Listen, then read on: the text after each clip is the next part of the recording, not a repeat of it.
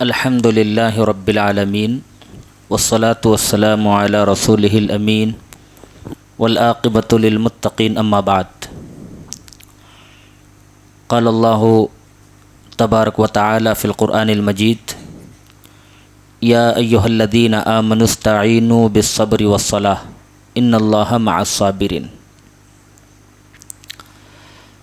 حضرات، بڑی ہی خوشی اور مسرت محسوس ہو رہی ہے آپ کی اس سرزمین پر آ کر خطاب کرنے سے۔ اللہ تعالیٰ ہمارے آنے کو، کہنے کو اور آپ کے سننے کو قبول فرمائے۔ مجھے نماز سے متعلق قرآن و حدیث کی روشنی میں چند باتیں بتانے کی گزارش کی گئی ہے۔ ویسے نماز کو لے کر امت مسلمہ کا اکثر طبقہ غفلت کا شکار ہے۔ امت کا اکثر طبقہ نماز پڑھنے سے قاصر ہے۔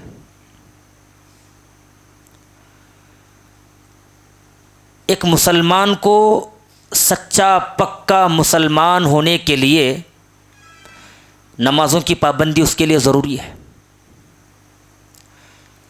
نمازوں کی حفاظت کے بغیر، نمازوں پر مداومت کے بغیر،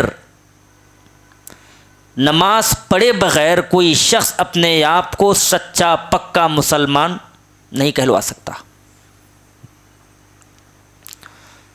نبی صلی اللہ علیہ وسلم کے دور کا مطالعہ کیجیے۔ آپ صلی اللہ علیہ وسلم کی کوئی نماز فوت ہوئی کیا آپ نے کبھی سنا ہے؟ یہ الگ بات ہے جنگ خندق کے موقع پر نبی صلی اللہ علیہ وسلم کی نماز عصر تاخیر سے ہو گئی تو اللہ کے نبی صلی اللہ علیہ وسلم نے بددعا دی۔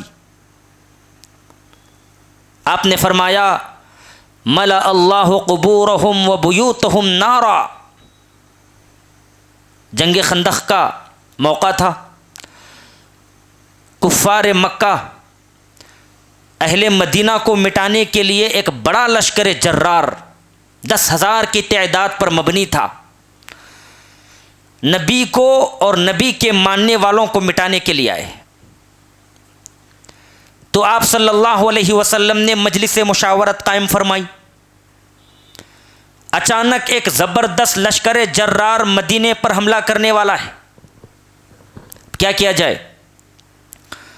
تو سلمان فارسی رضی اللہ تعالی عنہ نے یہ مشورہ دیا، اے اللہ کے نبی، ہمارے فارس میں جب کوئی لشکر اچانک حملہ کرنے کے لیے آتا تو ہم ان کی تدبیر کو ختم کرنے کے لیے، ناکام بنانے کے لیے ایک خندق کھودتے تھے۔ تو نبی علیہ الصلوۃ والسلام کو یہ مشورہ پسند آیا۔ آپ علیہ الصلوۃ والسلام نے حکم دیا خندق کھودنے کا۔ سارے صحابہ مل کر اور خود بنفس نفیس محمد الرسول اللہ صلی اللہ علیہ وسلم مل کر خندق کو کھود رہے تھے۔ خندق کھودتے کھودتے نماز عصر کا وقت ختم ہو گیا تو اس وقت پیارے نبی محمد رسول اللہ صلی اللہ علیہ وسلم نے نماز عصر کی نماز تاخیر سے پڑھی۔ اس وقت اللہ کے نبی علیہ الصلوۃ والسلام نے بددعا فرمائی کافروں کے حق میں، کہا ملأ اللہ قبورہم و بیوتہم نارا۔ اللہ رب العالمین تمہارے گھروں کو اور تمہاری قبروں کو جہنم کی آگ سے بھرتے ہیں۔ نمازوں کی اتنی اہمیت ہے، نمازوں کی یہ فضیلت ہے۔ آج کتنی افسوس کی بات ہے، مسلمان مسجدوں سے دور، مسلمان نمازوں سے دور، مسلمان علماء سے دور، مسلمان دین سے دور، مسلمان سے دور، مسلمان مال و دولت سے قریب، مسلمان دنیا سے قریب، مسلمان نعمتوں سے قریب، مسلمان حرص سے قریب، میرے بھائیوں یہ حقیقی مسلمانی نہیں ہے۔ صحابہ اکرام نے اپنی زندگی میں کبھی نماز نہیں چھوڑی، نماز تاخیر سے پڑھنا دور کی بات، کبھی انہوں نے نماز ہی نہیں چھوڑی۔ سیرت کا آپ مطالعہ کیجئے، صحابہ کی سیرت کا، کسی صحابی سے بھی یہ ثابت نہیں ہوگا کہ غفلت کا شکار ہو کر، سستی لاپرواہی کا شکار ہو کر انہوں نے نماز کو چھوڑا۔ کیا آج مسلمان غفلت سے نماز کو نہیں چھوڑتے؟ اتنی غفلت آ چکی ہے، اللہ کی قسم، مال و دولت میں اس قدر مبتلا ہے مسلمان، نمازوں کو چھوڑنا گوارا کر لیتا ہے مگر دولت کے جانے کو گوارا نہیں کرتا۔ ہم نے اپنی آنکھوں سے مشاہدہ کیا ہے، کتنے ایسے لوگ ہیں میٹنگ میں بیٹھے ہوئے ہیں، لوگوں سے گفت و شنید کر رہے ہیں، مؤذن صدا لگاتا ہے حی علی الصلاح حی علی الفلاح، دنیا کے مست رنگینیوں میں مبتلا لوگوں آؤ نماز کی طرف، آؤ کامیابی کی طرف۔ مؤذن مسجد کی طرف بلا رہا ہے، نمازوں کی طرف بلا رہا ہے، کامیابی کی طرف بلا رہا ہے، مگر مسلمان کان نہیں دھرتا وہاں پر۔ پہلے اس کو اپنی دولت کی فکر ہے، اپنی میٹنگوں کی اس کو فکر ہے، اپنے دوست و احباب کی فکر ہے، نماز کے وقت کو ٹال دیتا ہے، لیکن یہاں سے ہٹنا گوارا نہیں کرتا۔ صحابہ کرام فرماتے ہیں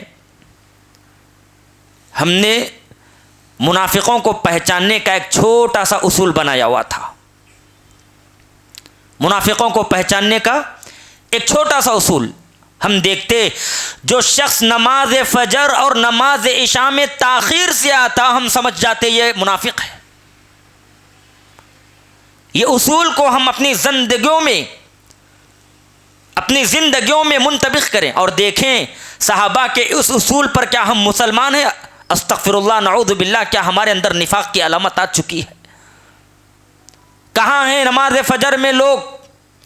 یہ ساری ہندوستان کی مساجد ویران ہیں، بمشکل ایک یا آدھ صف ہمیں نظر آتی ہے، اور اس میں بھی جو بزرگ ہیں، عمر رسیدہ افراد ہیں، وہ ڈنڈا پکڑ کر مسجد کی طرف آتے ہیں۔ نوجوان بالکل غافل، خواب غفلت کی نیند سو رہا ہے، غفلت میں پڑا ہوا ہے، وہ نہیں چاہتا کہ مسجد میں آئیں، اللہ کو خوش کریں، اللہ کو راضی کر لیں۔ یہ نوجوانوں کا اگر حال ہے تو سوچئے آنے والی ان کی نسل کا کیا حال ہوگا۔ آج مسجدوں میں ایک آدھ صف تو نظر آ رہی ہیں، اگر آج کے نوجوان مسجد سے غافل ہو، نمازوں سے غافل ہو، دین سے دور ہو، علماء سے بیزار ہو، تو آنے والا دور مسجدوں کی ویرانی کا دور ہوگا۔ کوئی مسجد میں آ کر نماز پڑھنے والا نہیں ہوگا۔ ایک مسجد، بابری مسجد کیا ہم سے چھوٹ گئی؟ ہم نے سارا ہندوستان سر پر اٹھا لیا۔ یقیناً بابری مسجد کا ہم سے جانا یہ باعث تکلیف ہے، دکھ کی بات ہے، مگر ہندوستان میں ایسی کئی سارے مساجد ہیں جو ویران ہیں، ممبر و محراب چیخ رہے ہیں، چلا رہے ہیں، کوئی بھی آ کر اس مسجد کو آباد کرنے کے لیے تیار نہیں۔ ایک نہیں، دو نہیں، ہزاروں مسجد ایسی ہیں جہاں پر جانوروں کا بسیرا ہو چکا ہے،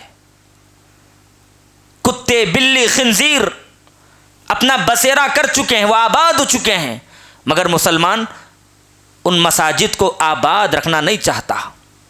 جو مساجد ہمارے انڈر ہیں، ہمارے ہاتھوں میں ہیں، ان کو آباد رکھنے کی کوشش تو کریں۔ مساجد کو آباد رکھنے کا مطلب یہ نہیں کہ صرف آپ مسجد کی عمارت قائم کریں اور مسجد سے بھاگ جائیں۔ انما یعمر مساجد اللہ من آمن باللہ والیوم الآخر واقام الصلاۃ وآتى الزکاۃ ولم یخش الا اللہ۔ اللہ نے فرمایا مساجد کو آباد کون رکھتے ہیں؟ مساجد تو بنانے والے بہت ملیں گے، مساجد کی تعمیر کرنے والے بہت ملیں گے۔ اقبال نے کہا تھا مسجد تو بنا دی شب بھر میں ایمان کی حرارت والوں نے، مسجد تو بنا دی شب بھر میں ایمان کی حرارت والوں نے، من اپنا پرانا پاپی ہے برسوں سے نمازی بن نہ سکا۔ آج ہمارا یہی حال ہے، مساجد تو قائم کر رہے ہیں، بڑی بڑی عمارتیں قائم کر رہے ہیں، حال یہ ہے، افسوس کا مقام ہے جہاں مسجد میں 3-4 ہزار لوگ آنا تھا، اتنی گنجائش والی مسجد میں آپ کو بمشکل 10-20 افراد ملیں گے۔ اللہ نے فرمایا مساجد کو کون آباد رکھتا ہے؟ من آمن باللہ، جو شخص اللہ پر ایمان رکھتا ہے، آخرت کے دن پر ایمان رکھتا ہے، نماز قائم کرتا ہے، زکوٰۃ ادا کرتا ہے، وَلَمْ يَخْشَ إِلَّا اللَّهُ، اور اللہ کے سوا کسی سے نہیں ڈرتا، ایسے افراد، ایسے اشخاص، ایسے لوگ نماز کو قائم کریں گے، مساجد کو آباد رکھیں گے۔ اپنی نسل کو سکھائیے نماز کیا ہے، نماز کی اہمیت کیا ہے، نماز کی فضیلت کیا ہے، نماز پڑھنا کیوں ضروری ہے۔ اگر آج ہم اپنی نسل کو نماز کے بارے میں تعلیم نہ دیں تو ہماری نسل، آنے والی نسل کو بھی نماز کی تعلیم نہیں دے گی۔ پیارے نبی محمد رسول اللہ صلی اللہ علیہ وسلم کا ارشاد ہے، آپ نے فرمایا لوگو، بچہ جب 7 سال کا ہو جائے اس کو نماز کا حکم دو، اس کو مسجد کی طرف لے آؤ۔ ہماری امت کا حال کیا ہے؟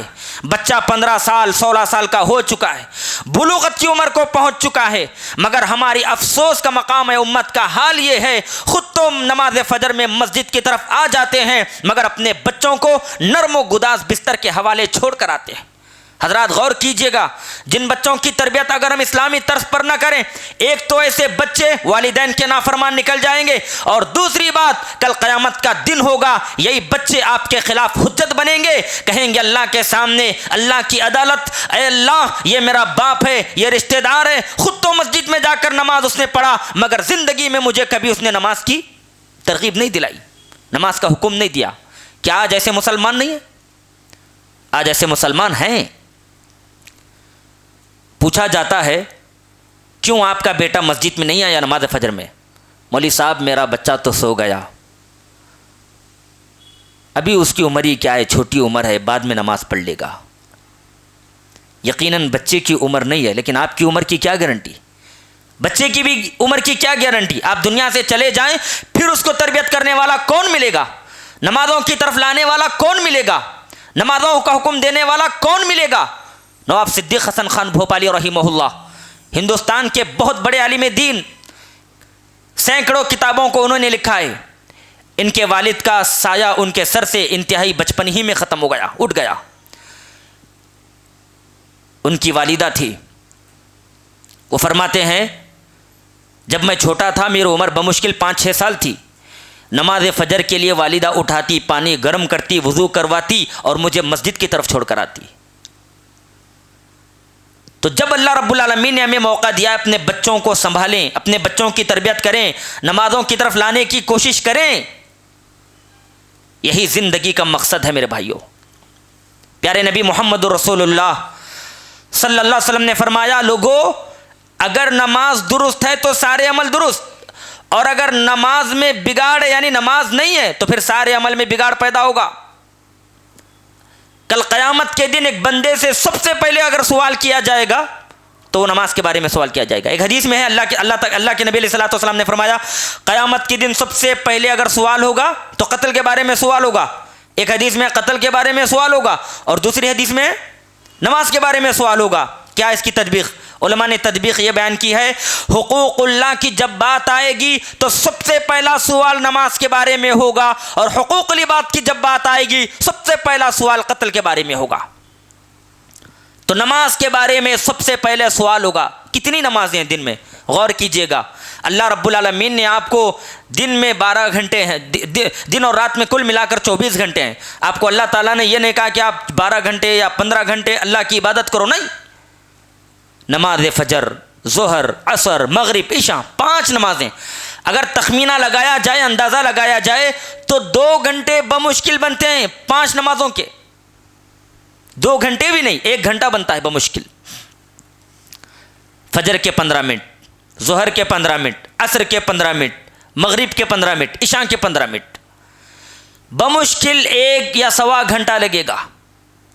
افسوس کا مقام ہے مسلمان 63 سال 70 سال 80 سال زندگی تو گزارتا ہے، دن میں 1.5 گھنٹہ اللہ تعالیٰ کی عبادت کرنے سے قاصر ہے۔ وہ نہیں چاہتا اللہ کی عبادت کرے، وہ نہیں چاہتا اللہ کو راضی کرے، وہ نہیں چاہتا اللہ کو خوش کرے، وہ نہیں چاہتا اللہ کے سامنے سجدہ کرے، وہ نہیں چاہتا اس کو جنت حاصل ہو۔ میرے بھائیوں، جنت تمناؤں سے حاصل ہونے والی نہیں، جنت آرزو سے حاصل ہونے والی نہیں، جنت خواہشات سے حاصل ہونے والی نہیں۔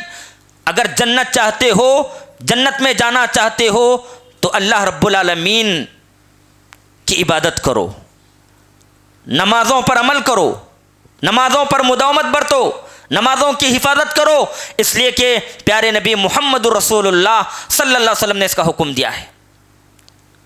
اللہ تعالیٰ نے قرآن مجید میں فرمایا یا ایھا الذین آمنوا استعینوا بالصبر والصلاۃ ان اللہ مع الصابرین۔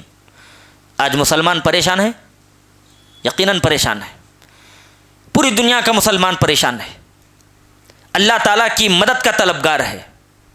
اللہ کی مدد کب آئے گی؟ متی نصر اللہ، متی نصر اللہ، متی نصر اللہ، ہر ایک کے زبان پر یہ کلمہ آتا ہے، اللہ کی مدد کب آئے گی، اللہ کی مدد کب آئے گی، اللہ کی مدد کب آئے گی۔ اللہ کی مدد آنے کے لیے تیار ہے، مگر مسلمانوں کو چاہیے وہ اللہ تعالیٰ کی مدد کرے۔ اللہ کی مدد کیسے کی جائے گی؟ اللہ تعالیٰ کی مدد اللہ کی عبادت کر کے کیجیے۔ ان تنصروا اللہ ینصرکم وَيُثَبِّتْ أَقْدَامَكُمْ، اگر تم اللہ کی مدد کرو گے تو اللہ تعالیٰ تمہاری مدد کرے گا۔ اللہ کی مدد کیسے کرو گے؟ اللہ تعالیٰ کی اطاعت کر کے، اللہ رب العالمین کے فرامین پر عمل کر کے، اللہ تعالیٰ کے احکامات کی تعمیل کر کے اللہ کی مدد کرو، یقیناً اللہ تعالیٰ کی مدد تم پر آئے گی۔ آج مسلمان پریشان ہے، اگر پریشانی کو ختم کرنا چاہتا ہے، مصیبتوں کو جڑ سے ختم کرنا چاہتا ہے تو اس کا ایک علاج ہے، اور وہ علاج ہے نماز۔ ایک بندہ مومن جب اللہ کی رضا کے لیے 5 اوقات کی نماز کا اہتمام کرتا ہے تو انشاءاللہ مسلمانوں کے درمیان جو پریشانی اور جو مصیبت ہے اس کا سب جڑ سے ختم ہو جائے گا۔ اللہ نے فرمایا یا ایھا الذین آمنوا استعینوا بالصبر والصلاۃ ان اللہ مع الصابرین، اے ایمان والو مدد طلب کرو، کس کے ذریعے سے؟ صبر اور نماز کے ذریعے سے مدد طلب کرو۔ اس آیت کریمہ سے معلوم ہوتا ہے جو انسان نمازوں کا اہتمام کر کے اللہ تعالیٰ سے مدد طلب کرے گا تو اللہ تعالیٰ اس کی مدد کرنے کے لیے تیار ہے۔ یہ نماز کی فضیلت ہے، نماز کی اہمیت ہے، اور پیارے نبی محمد الرسول اللہ صلی اللہ علیہ وسلم کے بارے میں آتا ہے آپ صلی اللہ علیہ وسلم کو جب کوئی پریشانی لاحق ہوتی تو آپ صلی اللہ علیہ وسلم نماز کے لیے کھڑے ہو جاتے، نماز کا اہتمام کرتے، پریشانیوں کے ختم ہونے کے لیے، مصیبتوں کا جڑ سے خاتمے کے لیے آپ علیہ الصلوۃ والسلام نماز کا اہتمام کرتے۔ مسلمانوں کو بھی محمد رسول اللہ صلی اللہ علیہ وسلم کے نقش قدم آپ کی پیروی کرتے ہوئے نمازوں کا اہتمام کرنا چاہیے، انشاءاللہ اسی وقت ہمارے مصیبتیں پریشانیاں جڑ سے ختم ہو جائیں گی۔ آج بہت خوشی ہوتی ہے ان نورانی چہروں کو دیکھ کر جو مسجد سے لگے ہوئے ہیں، ورنہ اگر دیکھا جائے تو دنیا کی اکثر آبادی دنیا سے جڑی ہوئی ہے، مال و متاع سے جڑی ہوئی ہے، حرص و طمع میں جڑی ہوئی ہے، لیکن اللہ کے کچھ ایسے بندے ہیں جو اس زمین پر اللہ تعالیٰ کا حق نبھا رہے ہیں، اللہ کی عبادت کرنے پر آمادہ ہیں، اللہ کو خوش کرنے کی کوشش کر رہے ہیں۔ اللہ تعالیٰ ایسے لوگوں کو ہمیشہ خوش رکھے، آباد رکھے، اللہ تعالیٰ ایسے لوگوں کو اور زیادہ عبادت کرنے کی توفیق عطا فرمائے۔ محترم بھائیوں، آج افسوس کا مقام یہ ہے امت کا اکثر طبقہ نمازوں سے غافل ہے، نمازوں سے غافل ہے۔ ایک انسان کی زندگی نمازوں سے پر ہونی چاہیے، زندگی ختم ہو جائے لیکن اس کی نماز زندگی کے ساتھ ختم ہو جائے۔ جب تک زندگی ہے، حیات کی رمق باقی ہے، سانسوں کی آمد و رفت باقی ہے، وہ اللہ تعالیٰ کو راضی کرنے کی کوشش کرے اور نمازوں کی حفاظت کرے۔ پیارے نبی محمد الرسول اللہ صلی اللہ علیہ وسلم نے فرمایا، حدیث ہے، بنی الاسلام علی خمس، اسلام کی بنیاد 5 چیزوں پر رکھی گئی ہے۔ سب سے پہلے توحید، اس بات کی گواہی دینا اللہ کے سوا کوئی معبود برحق نہیں اور محمد الرسول اللہ صلی اللہ علیہ وسلم اللہ کے بندے اور اس کے رسول ہیں۔ اس کے بعد جس چیز کا ذکر کیا گیا وہ نماز، اللہ کے نبی نے نماز کا ذکر کیا، وَإِقَامِ الصَّلَاةِ، نماز قائم کرو۔ ایک اور حدیث میں اللہ کے نبی نے فرمایا، معاذ بن جبل رضی اللہ تعالیٰ عنہ فرماتے ہیں، جب نبی صلی اللہ علیہ وسلم مجھے ملک یمن کا عامل بنایا، یمن کا عامل بنایا تو اللہ کے نبی علیہ الصلوۃ والسلام نے مجھے نصیحت فرمائی، کہا انک تأتی قوما من اہل الکتاب، اے معاذ بن جبل تم اہل کتاب کے پاس جا رہے ہو. کہاں جا رہے ہو؟ اہل کتاب سے مراد یہود اور نصارہ.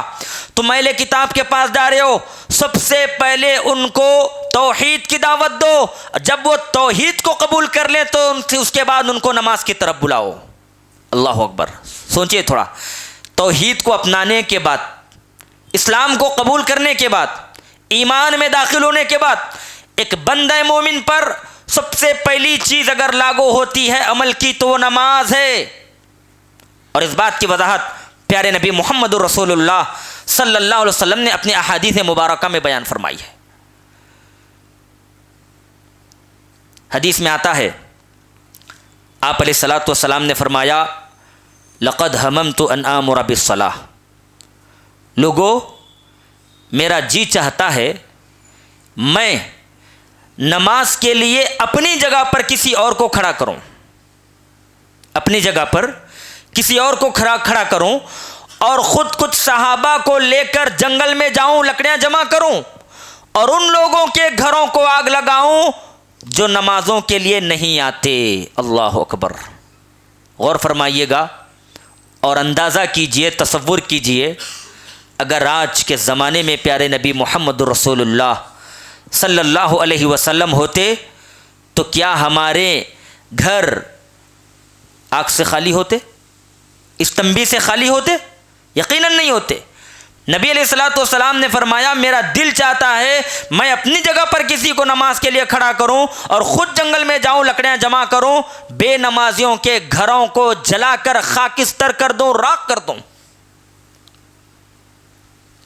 اتنی وعید شدید آئی ہے نماز نہ پڑھنے والوں کے لیے. نماز کو اپنی زندگیوں میں کبھی بھی مت چھوڑیں. جب تک اللہ رب العالمین نے زندگی دی ہے نماز کا اہتمام کریں، خود نماز پڑھیں اور اپنے بچوں کو بھی مسجد کی طرف لے کر آئیں. اپنے بچوں کو لے کر آئیں. بچہ اگر کسی اسکول کے سبجیکٹ میں فیل ہو جائے تو ہم گرم ہو جاتے ہیں، پریشان. بچے کے مستقبل کو لے کر ہماری ہوش حواس باختہ، بے چینی، اضطراب، بے چینی کی کیفیت ہمارے دلوں میں بچوں کے مستقبل کو لے کر ہے. ہمارا بچہ نہیں پڑھ رہا ہے، پریشان ہے.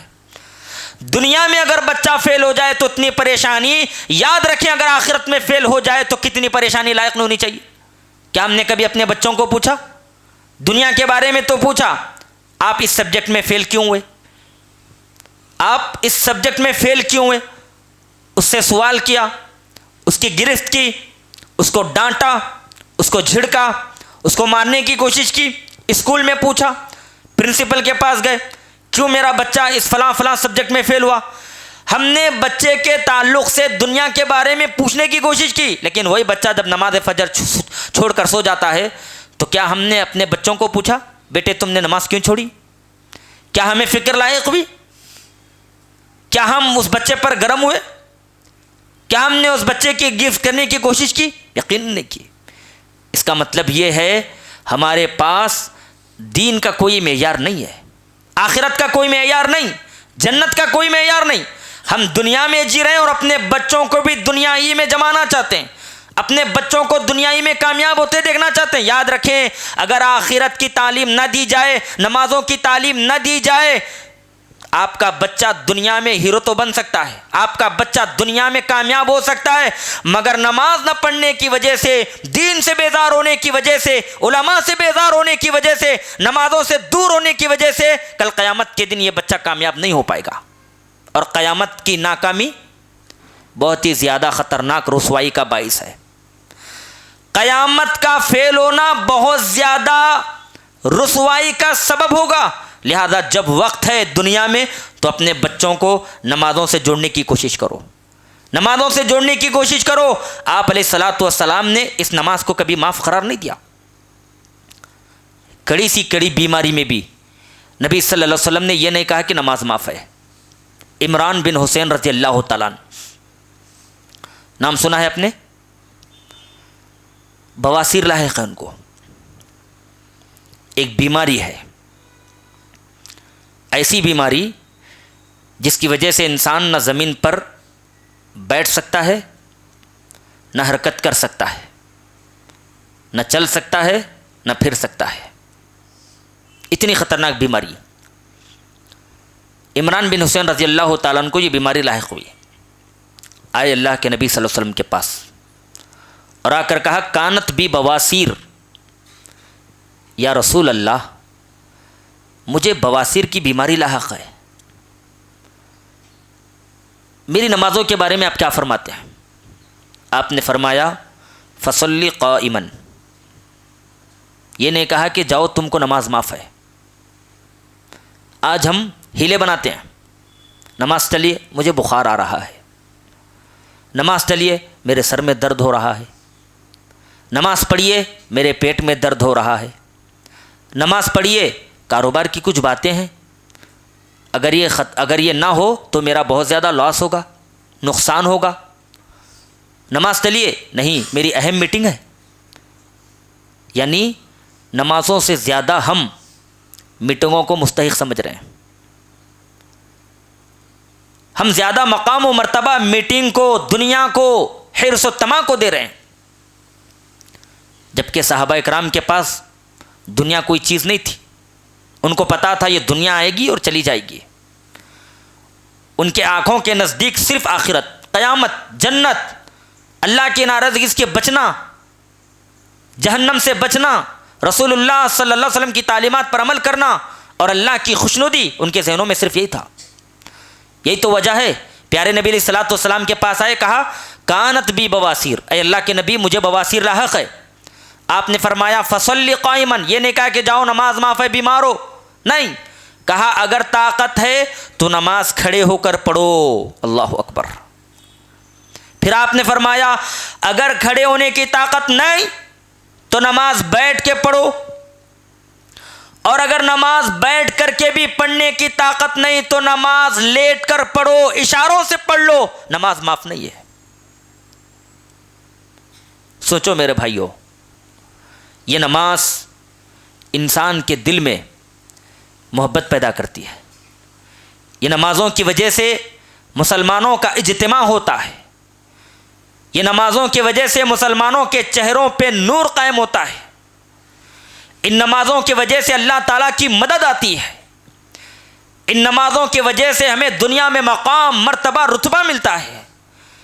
ان نمازوں کی وجہ سے ہمیں دنیا کی مصیبتوں سے چھٹکارا ملتا ہے. ان نمازوں کی وجہ سے ہمیں کل قیامت کے دن جنت ملتی ہے. آج مسلمان ان نمازوں سے راہ فرار اختیار کر رہا ہے. آج مسلمان کا طبقہ نماز پڑھنا نہیں چاہتا. ہم نے اکثر مشاہدہ کیا ہے اور آپ نے بھی مشاہدہ کیا ہوگا، نوجوانوں کی ایک خبیث عادت شب بصری ہے. رات میں جگنا، دوستوں کے ساتھ بیٹھنا، گپ شپ کرنا، گفت و شنید کرنا، چائے نوشی کرنا، کھانا پینا، ہلڑ بازی کرنا، یہ مسلم نوجوانوں کا وتیرہ بن چکا ہے. رات بھر جاگنا، شب بصری کرنا. افسوس تو اس وقت ہوتا ہے شب بصری کے موقع پر فجر کی اذان ہوتی ہے، مؤذن صدا لگاتا ہے حی علی الصلاۃ حی علی الفلاح، لوگوں آؤ نماز کی طرف آؤ، کامیابی کی طرف آؤ. یہ نسل نوجوان رات بھر شب بصری کا مظاہرہ کر رہی ہے. اس موقع پر نماز آنے کی بجائے، 2 رکعت نماز فجر ادا کرنے کی بجائے، اللہ کو خوش کرنے کی بجائے، اللہ کی رضا طلب کرنے کی بجائے، یہ نسل نوجوان حی علی الصلاۃ کی آواز سن کر، حی علی الفلاح کی آواز سن کر چپکے سے گھر کی طرف رواں دوا ہوتا ہے اور اپنے جسم کو نرم و گداز بستروں کے حوالے کر دیتا ہے. نرم و گداز بستروں کے حوالے کر دیتا ہے. کیا یہ مسلمانی ہے؟ یقیناً یہ مسلمانی نہیں ہے. مسلمانوں کو سوچنا چاہیے، غور و فکر کرنا چاہیے، ہماری نسل کیسے تربیت پائے، ہماری نسل کیسے مسجد کی طرف آئے، ہماری نسل کیسے نمازوں کی حفاظت کرے. یہ مسلمانوں کو منصوبہ بندی کرنی ہے، ٹارگٹ کرنا ہے. آج دور ہیں مسلمان تو کل کے دن اور دور ہو جائیں گے، کل کے دن اور دور ہو جائیں گے، اور ایک زمانہ ایسا آئے گا استغفر اللہ نعوذ باللہ اللہ نہ کرے، ہو سکتا ہے مسلمانوں کی اکثر تعداد الحاد کا شکار ہو جائے، ارتداد کا شکار ہو جائے۔ آج خصوصاً غیر مسلم عورتیں ارتداد کو اپنا رہی ہے، نہیں اپنا رہی ہے، اسلام کو چھوڑ کر، رسول اللہ صلی اللہ علیہ وسلم کے دین کو چھوڑ کر، نمازوں سے غافل ہو کر آج امت مسلمہ کی اکثر خواتین ارتداد کا شکار ہوئے ہیں۔ وجہ کیا ہے؟ دین کی تربیت کا نہ ملنا، نمازوں کی تربیت کا نہ ملنا، دین سے بیزاری، علماء سے بیزاری، دنیا داری، دنیا کی لالچ، مال و دولت کی حرص و طمع، یہ انسانوں کو، مسلمانوں کو، امت مسلمہ کی خواتین کو دین سے دور کر رہی ہیں، ارتداد کی طرف لے کر جا رہی ہیں۔ آج اکثر مسلمان عورتیں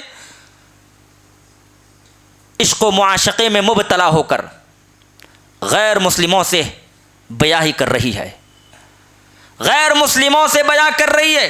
غیر مسلم سے بیاہ کرنے کا مطلب اسلام سے بے دخل ہو جانا ہے۔ کیا وہ آپ کے ایمان کی حفاظت کرے گا؟ کیا وہ آپ کو نماز پڑھنے دے گا؟ کیا وہ آپ کو دین کی تعلیمات پر چلنے دے گا؟ کیا وہ رسول اللہ سے محبت کا مظاہرہ کرنے دے گا؟ کیا وہ شاعر اسلام کی حفاظت کرنے دے گا؟ کیا وہ آپ کا نام مسلمان آسیہ یا پھر رقیہ یا خدیجہ رکھنے دے گا؟ یقیناً وہ آپ کو دین سے دور کرے گا اور کوشش کرے گا کہ وہ دین کو چھوڑے، الحاد کو اپنائے۔ اگر نہ اپنائے ہو سکتا ہے وہ تشدد کرے، مارے پیٹے، ظلم و بربریت کرے۔ اگر دونوں کی نہ جمی تو اس کو چھوڑ کر راہ فرار اختیار کر جائے۔ مسلمان عورت کا بچے گا کیا؟ اس کی عصمت بھی ختم، تار تار ہو گئی، اس کی عزت بھی ختم ہو گئی، اور اس کا دین بھی لٹ چکا، اس کا ایمان بھی لٹ چکا۔ تو یہ سب کیوں ہو رہا ہے؟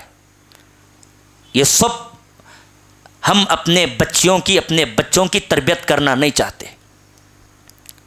اور یہ نہ بھولیں کہ ہمارے بچے سیف محفوظ ہیں۔ یاد رکھیں، اگر بچوں کو اسلام کی غذا، تعلیم کی غذا نہ دیں تو ان کے اندر بھی الحاد پناہ جائے گا۔ آج کتنے ایسے مسلمان ہیں جن کے اندر الحاد آ چکا ہے، یا الحاد کے نظریات، فکریات لوگوں کے دلوں میں داخل ہو چکے ہیں۔ لوگ سوال بھی کرتے ہیں، سائنس کو لاتے ہیں اور اسلام سے ٹکرانے کی کوشش کرتے ہیں، اور جو چیز سائنس سے اسلام کی ٹکرا جائے اسلام کی باتوں کو چھوڑ دیتے ہیں، سائنس کی بات کو اپنا لیتے ہیں۔ سائنس کی بات کو اپنانا، اسلام کی بات کو چھوڑنا، کیا یہ الحاد یا فکری الحاد کی یہ سبب نہیں ہے؟ یہ سب کیوں ہوتا ہے؟ یہ دین سے دوری کا نتیجہ ہے، یہ دین سے دوری کا نتیجہ ہے۔ ایک مسجد تو واحد جگہ ہے جہاں مسلمانوں کی تربیت کی جا سکتی۔ مسجد کو چھوڑ کر میں سمجھتا ہوں دنیا میں اس سے بہتر جگہ کوئی نہیں ہے جہاں پر مسلمانوں کی تربیت ہو سکے۔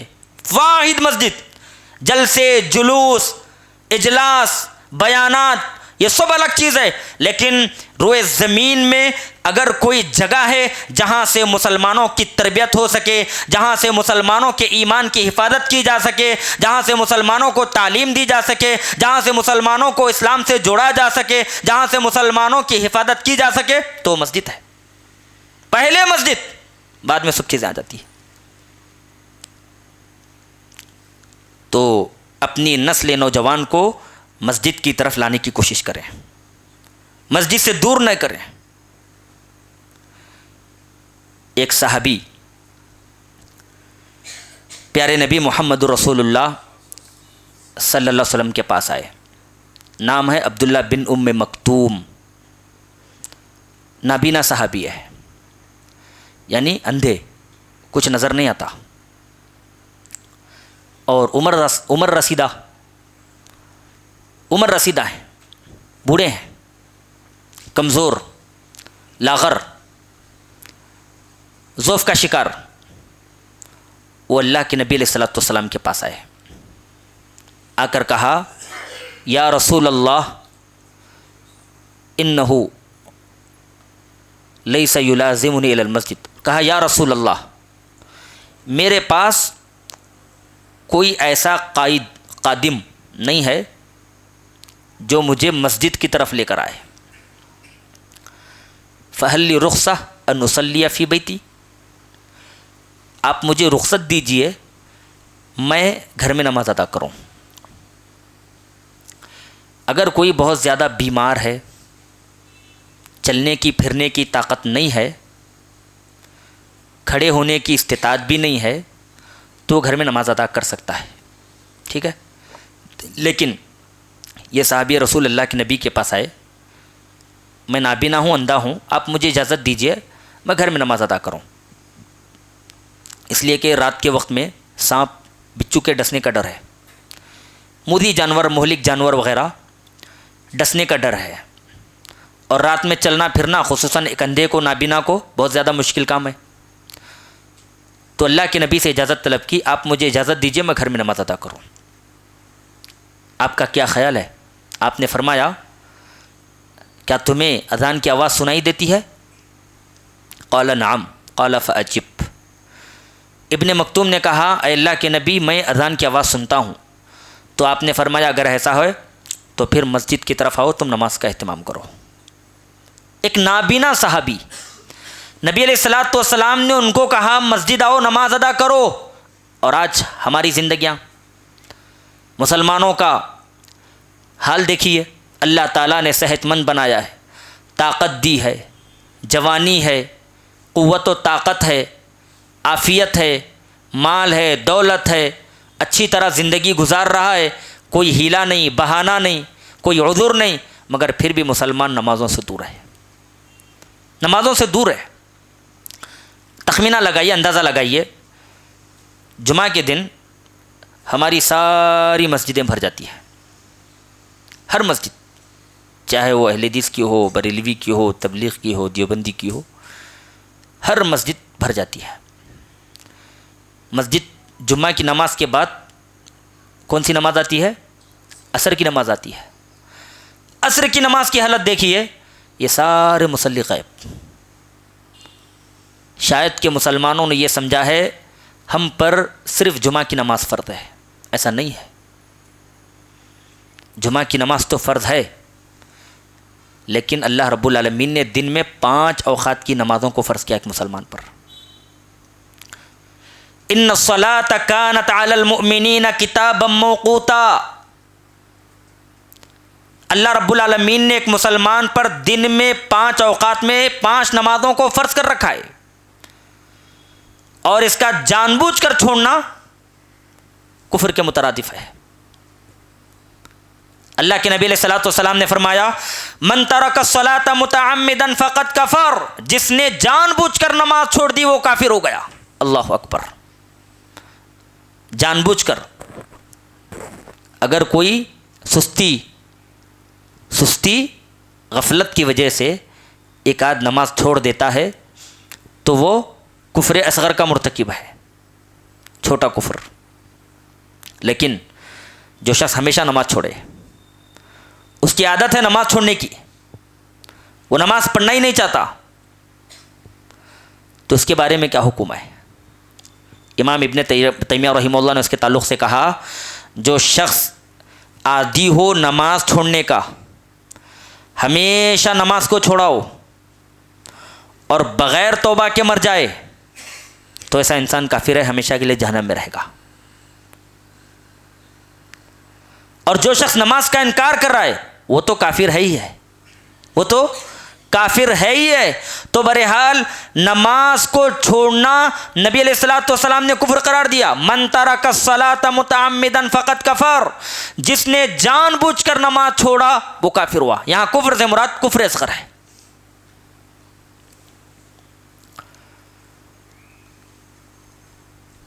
ایک حدیث میں اللہ کے نبی علیہ الصلوۃ والسلام نے فرمایا من حافظ، جو شخص 5 نمازوں کی حفاظت کرے، کانت لہو نور و برہان و نجات من النار یوم القیامہ،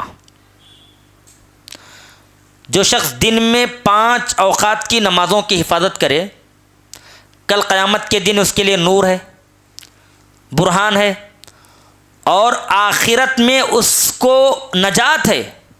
وَمَن لَّمْ يُحَافِظْ عَلَيْهَا لَمْ يَكُنْ لَهُ نُورٌ وَلَا بُرْهَانٌ وَلَا نَجَاةٌ مِنَ النَّارِ يَوْمَ الْقِيَامَةِ۔ آپ نے فرمایا جو شخص نمازوں کی حفاظت نہیں کرتا کل قیامت کے دن نہ اس کے لیے برہان ہے نہ نجات ہے، قیامت کے دن نجات نہیں اس کے لیے، اور اس کا حشر کس کے ساتھ ہوگا؟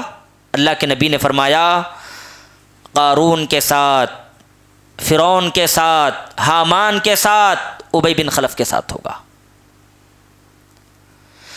بے نمازی کا حشر کل قیامت کے دن یہ بڑے بڑے کفار کے ساتھ ہوگا، یعنی بے نمازی قیامت کے دن اٹھے گا، فرعون کے ساتھ اٹھے گا، بے نمازی قیامت کے دن حامان کے ساتھ اٹھے گا، بے نمازی قیامت کے دن قارون کے ساتھ اٹھے گا، بے نمازی قیامت کے دن ابی بن خلف کے ساتھ اٹھے گا۔ کیا یہ ہمیں منظور ہے؟ بے نمازی بن کر کفار کے ساتھ کھڑے ہونا، ان کے ساتھ حشر ہونا، کیا یہ ہمیں منظور ہے؟ یقیناً ہمیں منظور نہیں ہے۔ جب منظور نہیں ہے تو پھر ہمیں نماز کا اہتمام کرنا ضروری ہے، نماز پڑھنا ضروری ہے، نمازوں کی حفاظت ضروری ہے، نمازوں پر مداومت ضروری ہے۔ اور یہ نماز جو شخص اللہ کی خوشنودی کے لیے پڑھتا ہے، اللہ کی رضا کے لیے پڑھتا ہے، خشوع خضوع کے ساتھ نماز کا اہتمام کرتا ہے، تو یاد رکھیں انسان کی وفات تک انسان نمازوں کا اہتمام کرتا ہے۔ اللہ تعالیٰ نے کیا فرمایا؟ قرآن مجید اٹھائیں، پہلا پارہ، اللہ رب العالمین نے فرمایا وَإِنَّهَا لَكَبِيرَةٌ إِلَّا عَلَى الْخَاشِعِينَ، یہ نماز بہت بڑی چیز ہے مگر ان لوگوں کے لیے آسان ہے جو خشوع خضوع کے ساتھ نماز پڑھتے ہیں۔ یعنی جو خشوع اور خضوع کے ساتھ نماز پڑھتا ہے وہ نماز سکون سے پڑھ لیتا ہے۔ جس کے دل میں خشوع خضوع نہ ہو یہ نماز اس پر بہت بھاری ہوگی۔ منافقین کی ایک صفت یہ ہے، منافقین جب بھی نماز پڑھتے ہیں تو ان کے دل میں خشوع خضوع نہیں رہتا۔ یہی وجہ ہے اللہ تعالیٰ نے قرآن مجید میں فرمایا ان کی صفت کے بارے میں وَإِذَا قَامُوا إِلَى الصَّلَاةِ قَامُوا كُسَالَىٰ يُرَاءُونَ النَّاسَ وَلَا يَذْكُرُونَ اللَّهَ إِلَّا قَلِيلًا۔ منافقوں کی علامت یہ ہے، منافقوں کا طریقہ یہ ہے، جب وہ نماز کی طرف آتے ہیں تو سستی کے ساتھ، غفلت کے ساتھ، بغیر خشوع خضوع کے نماز کی طرف آتے ہیں اور وہ اللہ تعالیٰ کا بہت کم ذکر کرتے ہیں۔ آج افسوس کا مقام ہے، افسوس کی بات ہے، ہماری صفوں میں نفاق کی علامتیں آ چکی ہے۔ اگر ہمارے دلوں میں نفاق نہیں ہوتا تو یقیناً ہم 5 اوقات کی نمازوں کی حفاظت کرتے۔ آج ایک مسلمان سمجھتا ہے دن میں 1-2-3 نمازیں پڑھ کے کل قیامت کے دن میں کامیاب ہو جاؤں گا۔ اللہ کی قسم یاد رکھیں، جو شخص دن میں 2 نمازیں پڑھ کے باقی نمازیں چھوڑ دیتا ہے وہ اسلام کی تعلیم سے کھلواڑ کر رہا ہے، وہ فرض نمازوں کے ساتھ کھلواڑ کر رہا ہے، وہ اللہ کی اطاعت کے ساتھ کھلواڑ کر رہا ہے۔ اور یاد رکھیں ایسا شخص جنت میں نہیں جائے گا بلکہ ایسا شخص جہنم میں جائے گا۔ قرآن مجید میں اللہ تعالیٰ نے فرمایا فَوَيْلٌ لِّلْمُصَلِّينَ الذین هم عن صلاتهم ساہون، ویل ہے ان نمازوں کے لیے۔ اور ویل کیسے کہتے ہیں؟ ویل ایک گڑھا ہے، جہنم کا ایک نچلا گڑھا ہے۔ اللہ نے فرمایا ویل ہے ان نمازیوں کے لیے جو اپنی نمازوں میں غفلت برتتے ہیں۔ 2 نمازیں پڑھ کر 3 نمازیں چھوڑنا، کیا یہ نمازوں میں غفلت نہیں ہے؟ 1 نماز پڑھ کر 4 نماز چھوڑنا، کیا یہ نمازوں سے غفلت نہیں ہے؟ 4 نماز پڑھ کے 1 نماز چھوڑنا، کیا یہ نماز سے غفلت نہیں ہے؟ مفسرین لکھتے ہیں جو شخص نمازوں کو تقدیم و تاخیر سے پڑھتا ہے، جو شخص نمازوں کو بغیر خشوع خضوع کے پڑھتا ہے، جو شخص 1 نماز پڑھ لیتا ہے باقی چھوڑ دیتا ہے، جو شخص جب جی چاہے نماز پڑھ لیتا ہے جب جی چاہے چھوڑ دیتا ہے، یہ تمام لوگ اس آیت کریمہ کے مفہوم میں داخل ہیں۔ مطلب یہ ہوا جو شخص 1 آدھ نماز پڑھ کے باقی نماز چھوڑ دیتا ہے وہ بھی ویل کے زمرے میں آ جائے گا، وہ بھی اس آیت کریمہ کے زمرے میں آ جائے گا۔ فَوَيْلٌ لِّلْمُصَلِّينَ الَّذِينَ هُمْ عَنْ صَلَاتِهِمْ سَاهُونَ، ویل ہے ان نمازوں کے لیے جو اپنی نمازوں میں غفلت برتتے ہیں۔ تو نمازوں میں غفلت نہ برتا۔ بچے اگر چھوٹے ہیں تو خود نماز آئیں اور بچوں کو بھی نماز کی ترغیب کریں۔ 7 سال ہے اگر وہ نماز نہ بھی پڑھیں ان کو گناہ نہیں، مگر 1 آدھ نماز ان کو اپنے ساتھ لے آئیں، بچے کی عادت بن جائے گی، نماز کی اہمیت معلوم ہوگی، نماز سے محبت پیدا ہوگی، اسلام سے محبت پیدا ہوگی، اللہ کا تعارف ملے گا، رسول اللہ کی سیرت معلوم ہوگی، اسلام کی دیگر تعلیمات معلوم ہوں گے۔ بچہ اگر 10 سال کا ہو اور پھر بھی نماز سے غفلت برتتا ہے تو پیارے نبی محمد رسول اللہ صلی اللہ علیہ وسلم نے اس کو ضرب لگانے کا حکم دیا ہے۔ اس کو مارو، مارنے کا مطلب ایسا نہیں کہ اس کا دم نکل جائے، بلکہ اتنا مارو جتنا وہ برداشت کر پائے گا، ہلکے سے مارو اور ڈانٹو، اس کو جھڑکو، اس کو غصہ کرو، 1 آدھ ضرب لگا کر اس کو مسجد لانے کی کوشش کرو۔ یہ تعلیمات کیوں دی گئی؟ یہ تعلیمات نمازوں کی حفاظت کرنے کے لیے دی گئی ہے، نماز سے محبت پیدا ہونے کے لیے دی گئی ہے، نمازوں کی حفاظت کرنے کے لیے دی گئی ہے۔ ہمارے اسلاف جو گزرے ہیں انہوں نے کبھی نماز کو نہیں چھوڑا۔ سعید بن مسیب رحمہ اللہ، یہ بہت بڑے جلیل القدر تابعی ہیں، بہت بڑے عالم دین ہیں۔ ان کے تعلق سے آتا ہے، وہ فرماتے ہیں ما فاتتنی الصلاۃ منذ 40 سنہ، اے لوگو 40 سال کا عرصہ گزر گیا۔ کتنے سال کا؟ 40 سال کا عرصہ گزر گیا، ایک بھی نماز میری جماعت کے ساتھ فوت نہیں ہوئی۔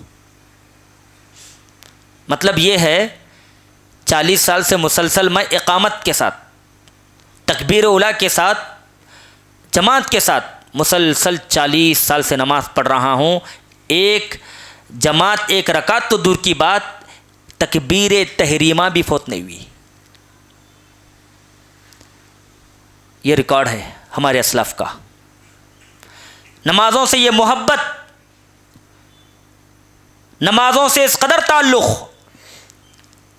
نمازوں کی اس قدر حفاظت، نمازوں سے اس قدر قریب، 40 سال بیت گئے، گزر گئے، ایک بھی نماز، ایک بھی رکعت فوت نہیں ہوئی۔ رکعت تو دور کی بات، تکبیر تحریمہ بھی فوت نہیں ہوئی۔ اگر ہم سوال کریں کون ہے ایسا شخص جو مسلسل 40 سال مسجد میں آ رہا ہو، تکبیر تحریمہ کے ساتھ نماز ادا کر رہا ہو، شاید کہ جواب نہ ہو، جواب نفی میں آ جائے۔ پیارے نبی محمد رسول اللہ صلی اللہ علیہ وسلم نے فرمایا، جو شخص 40 دن نماز پڑھے جماعت کے ساتھ، تکبیر اولیٰ کے ساتھ، اللہ کے نبی نے اس کے لیے خوشخبری سنائی ہے، حدیث صحیح ہے۔ آپ علیہ الصلوۃ والسلام نے فرمایا، من صلی للہ 40 فی جماعت یدرک التکبیرۃ الاولیٰ کتبت لہ براءتان، براءۃ من النار و براءۃ من النفاق۔ اللہ کے نبی نے فرمایا، جو شخص اللہ کی رضا کے لیے، اللہ کی رضا ضروری ہے، لوگوں کو اگر دکھلانے کے لیے پڑھ رہا ہے تو وہ اس زمرے میں نہیں آئے گا۔ اللہ کی رضا بہت ضروری ہے، اللہ کی خوشنودی ضروری ہے، اللہ ہی کے لیے نماز ادا کی جائے۔ آپ نے فرمایا، من صلی للہ 40، جو شخص 40 دن اللہ کی خوشنودی کے لیے جماعت کے ساتھ، تکبیر اولیٰ کے ساتھ نماز کا اہتمام کرتا ہے، کتبت لہ براءتان، اس کے لیے 2 براتیں لکھ دی جائیں گی، براءۃ من النار و براءۃ من النفاق۔ ایسا انسان نفاق سے بری ہوگا اور آگ سے بھی بری ہو جائے گا۔ مطلب یہ ہے، جو شخص نمازوں کا اہتمام کرتا ہے، کل قیامت کے دن اس کو آگ نہیں چھوئے گی۔ یہ مطلب نہیں کہ 40 دن نماز پڑھ کے پھر باقی نماز چھوڑ دیں، باقی دن نماز چھوڑ دیں، مطلب یہ نہیں۔ 40 دن اس لیے کہا گیا چونکہ جو 40 دن نماز پڑھے گا وہ باقی کے دن بھی نماز پڑھے گا۔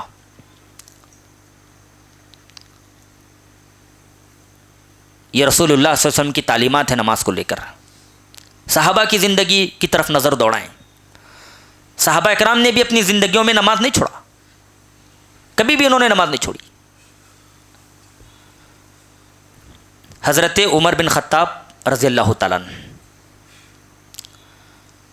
یہ دوسرے خلیفہ ہیں مسلمانوں کے، 13 سال تقریباً 10 سال انہوں نے حکومت کی، خلافت کی۔ ان کا انتقال کیسے ہوا جانتے ہیں آپ؟ نماز کے دوران انتقال ہوا۔ نماز فجر پڑھا رہے ہیں، ایک شخص تھا ابو لولو، مجوسی تھا، آگ کی پرستش کیا کرتا تھا۔ اس نے عمر بن خطاب رضی اللہ تعالیٰ عنہ کو پہلے ہی دھمکی دی تھی کسی معاملے کو لے کر، کہا تھا ایسی چکی بنانے والا ہوں جس کا شہرہ عرب و عجم میں ہوگا۔ عمر بن خطاب سمجھ گئے، کہنے لگے یہ شخص مجھے قتل کی دھمکی دے رہا ہے۔ آپ بھی بہت زیادہ زیرک تھے، نزاکتوں کو جاننے سمجھنے والے تھے، کلام کو سمجھنے والے تھے، گفتگو کی باریکی کو جاننے والے تھے۔ سمجھ گئے یہ مجھے قتل کی دھمکی دے رہا ہے، اور ہوا بھی ایسے ہی، وہی شخص عمر بن خطاب کو قتل کیا۔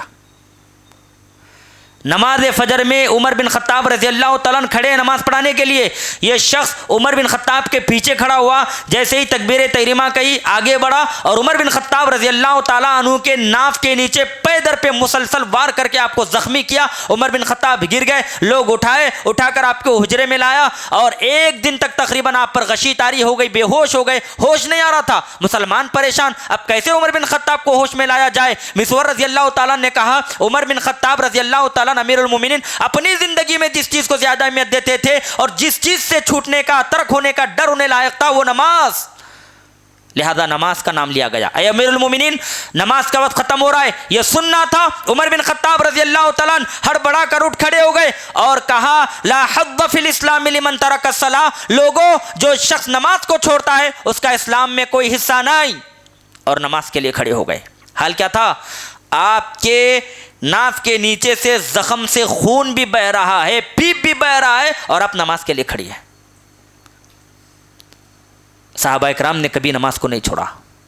اسلاف کے تعلق سے آتا ہے, بعض اسلاف کے تعلق سے ان کا جسم فالج زدہ ہے, جسم کے ایک حصے پر فالج کا اٹیک ہے اور ان کو مسجد میں آنا نہیں ہو رہا, مسجد میں چل کر آنا ان کو طاقت نہیں ہے. وہ لوگوں سے کہتے ہیں ہاتھ پکڑو, پکڑ کر مجھے مسجد کی طرف لے آؤ. لوگ کہتے ہیں بھائی آپ کو تو فالج کا اٹیک ہوا ہے, رخصت دی گئی ہے, عذر ہے, لہذا آپ گھر میں نماز پڑھ لیجئے. کہتے مؤذن مجھے حی علی الصلاۃ حی علی الفلاح کہہ کر صدا لگا رہا ہے اور آپ مجھے یہاں روکتے ہو. اور پھر وہ لوگوں سے کہا کہ اگر طاقت ہے نماز پڑھنے کی تو مسجد میں آؤ, ولو حبوا, گرچہ کے سرین کے بل گھسیٹ کر کیوں نہ آنا پڑے, مسجد آؤ, نماز کا اہتمام کرو.